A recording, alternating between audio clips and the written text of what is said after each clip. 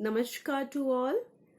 In the previous lecture, I told you about the growth and development strategies for the agricultural sector from 1950 to 1990. In this lecture, I'm going to talk about the growth and development strategies of India's industrial sector from 1950 to 1990. Now, what does industrialization mean? Industrialization means establishment of more and more industries. And for a developing country like India, growth and development of industries matters a lot for raising the national income, the per capita income, and the GDP growth. So, what is the role and importance of industries in our country? It increases the national income, the per capita income. Industries, now we know, after independence, the maximum pressure was laid on the land. That is, maximum number of people were dependent on agricultural sector for their livelihood. But after the establishment of industries, the pressure on land has reduced. So it is helpful in reducing pressure on the land, because in agricultural sector is also suffering from disguised unemployment. So those additional people can be occupied in some other sector. It also helps in development of agriculture, and it helps in increase in the rate of capital formation in our country. Even, industrial sector helps in utilization of natural resources. How natural resources are utilized? Because industrial sector absorbs and utilizes all the agricultural as well as natural resources. It also helps in increasing foreign trade, because the industrial goods, they provide a ready market for the import and export. It also promotes the import substitution policy. Now, what is that? Import means purchasing from rest of the world, and you substitute that import by producing in your domestic country. So if more number of industries are there in your country, so you need not import the industrial goods from rest of the world. So it makes you self-dependent. Now, what were the development strategies since independence?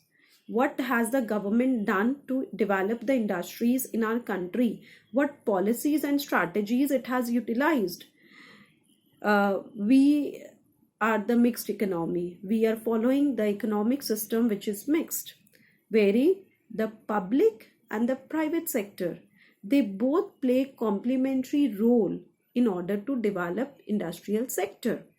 But after independence, there was expansion of public sector, and maximum number of industries were owned and operated by the public sector, that is by the government, rather than the private sector. Immediately after independence, private sector was not given liberty to enter each and every industry. So there was strict regulation of private sector. The private sector includes all those production units which are owned and managed by the private entrepreneurs. And they were not allowed to enter arms and ammunition. They were not allowed to enter then, the aviation industry, the Boeing industry, the ferrous and non-ferrous metal industry. So there was a lot of regulation, strict regulation on the private sector. Even the government, it has, laid a lot of stress on the development of small scale industries. And in 1955, a committee which was known as Karve Committee, it has come up, and the main objective of this committee was to develop the village, cottage and small scale industries. And what is the benefit of developing small scale and cottage industries? The small scale, these cottage industries, they help in generating employment, number one. Number two, they help in equitable distribution of income and wealth, because they provide employment to each and every type of people, even unskilled workers, right? And these type of industries are more labor intensive industry rather than capital intensive industry. So ultimately they generate more and more employment. Even the production is quick. You don't have, the production process is not long in small scale village and cottage industries, so you don't have to wait long. Now, even there was lot of emphasis on capital good industries then.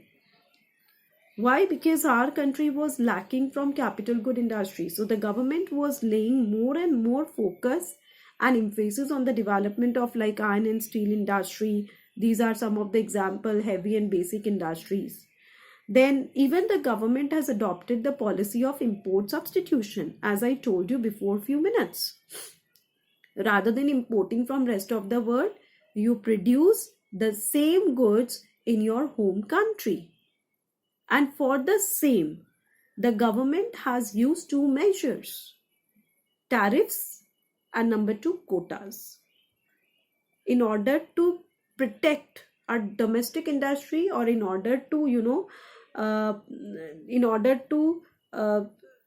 encourage the people of our country to produce in the domestic country rather than importing from rest of the world, or to discourage the import in our country. The government has used these two measures, that is tariffs and quotas. Now what is tariff? Tariff means imposition of heavy taxes on the imported goods. So when you are importing those goods and heavy taxes are imposed on those goods, so ultimately the goods become expensive, and it discourages the people to purchase from rest of the world. Now what are quotas? Quotas means fixing maximum limit on the goods which you purchase from rest of the world. That means, for example, the government of our country has fixed a maximum limit that, for example, of any commodity X, you can only purchase 100 units of that commodity from rest of the world. Beyond 100 units you cannot purchase, no matter whatever is the demand in your country. So in this way it is discouraging import, and it is encouraging the people of the domestic country to produce in your home country rather than purchasing from rest of the world. Even the government was also trying then to promote the regional equality. Now, as we know, then it was like, before the liberalization, privatization and globalization, that is a new economic policy in the year 1991 has come up in our country. Before that, all the private sectors, they have to obtain a license before formation of any industry.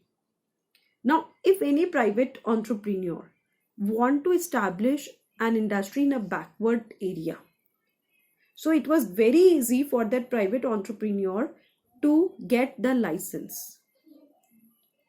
So by providing license easily to those entrepreneurs who want to establish industries in backward regions, the government was trying to impose the policy of regional equality.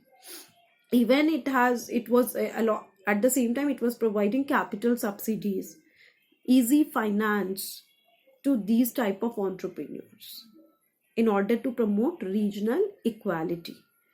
Now, even there was restricted policy towards foreign capital.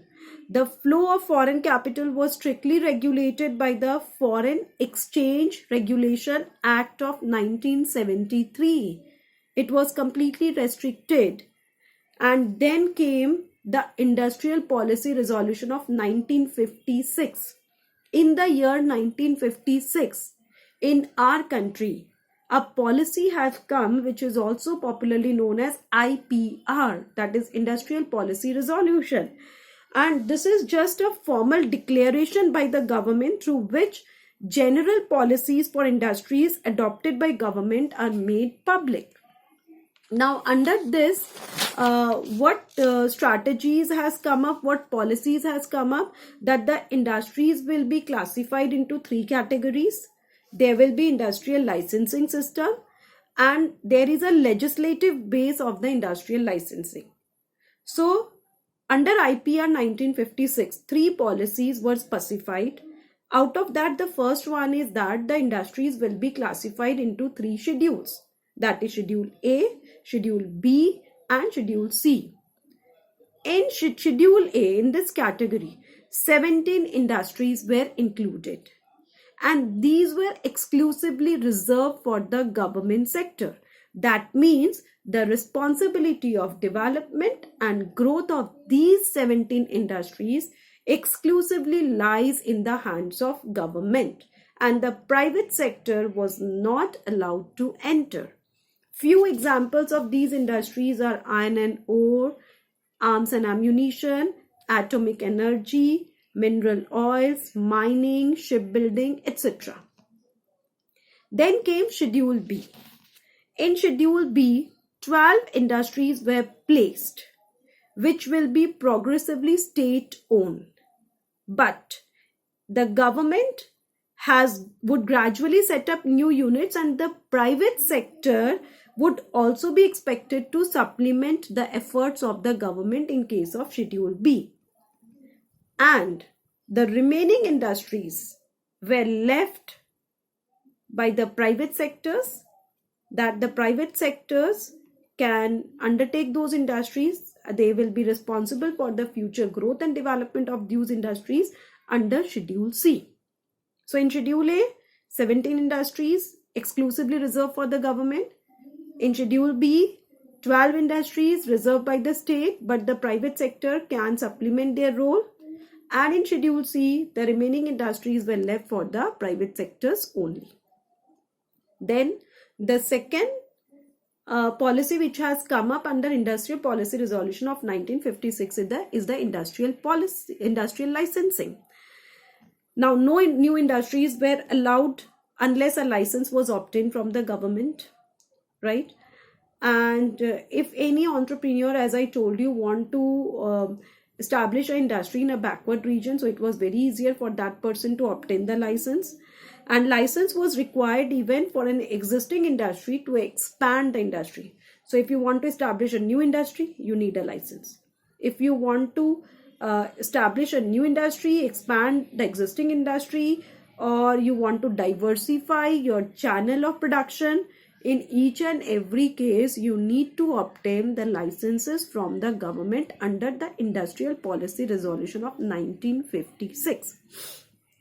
Then even legislative base of the industry licensing was made, that there are 3 main acts related to industrial policy, licensing policy.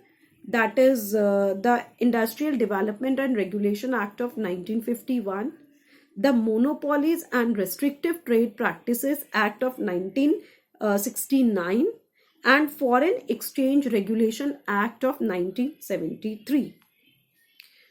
Now,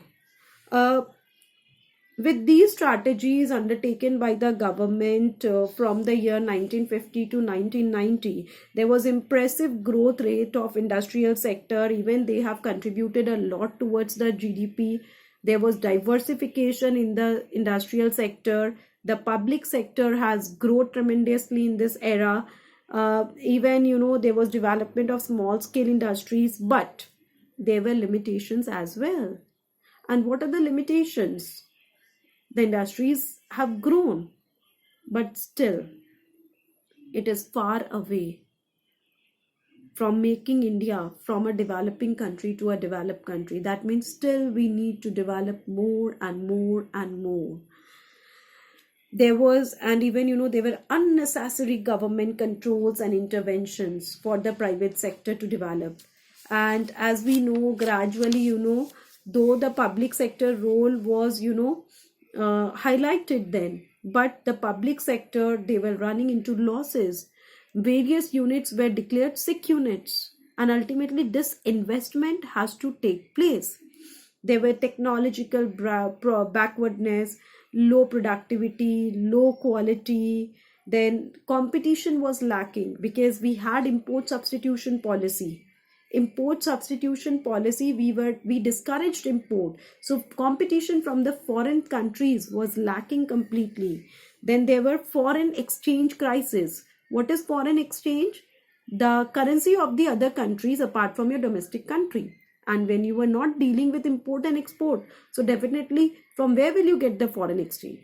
So that was, foreign exchange crisis was there.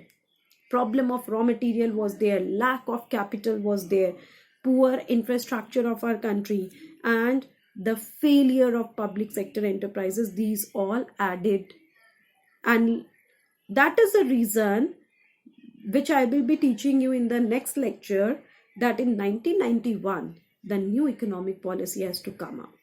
Even children, if I talk about the features of India's foreign trade, so only one feature I can quote here, that is import substitution policy, and this was also divided into 3 phases.